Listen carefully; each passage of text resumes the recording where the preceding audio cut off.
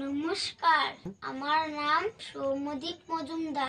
আমি যে কবিতাটি আবৃত্তি করব সেই কবিতার নাম দেশের মাটি। লিখেছেন সুরেন্দ্রনাথ দত্ত।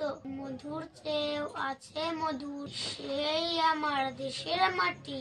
আমার দেশের পথের দোলা, খাঁটি সোনার চাইতে খাঁটি। চন্দনেরই গন্ধে ভরা, শীতল করা ক্লান্তি ভরা। যেখানে তার অঙ্গ রাখি, সেখান থেকে শীতল পাটি। শিয়রে তার সূর্য এসে, সোনার কাঠি ছোঁয়ায় হেসে। নিতমহলের জ্যোৎস্না নীতি, বুলায় পায়ে রূপার কাঠি। নাগের বাগের পাহাড়াতে, হচ্ছে বদল দিনে রাতে। পাহাড় তারে আড়াল করে, সাগর সে তার ধোয়াই পাটি। ময়ূর ফুলের মাল্য মাথায়, লীলা কমল গন্ধে মাথায়। পায়ে জোরে তার লবঙ্গ ফুল, অঙ্গে বকুল আর দোপাটি। নারিকেলের গোপন কোষে, অন্য পানে যোগায় গোষে।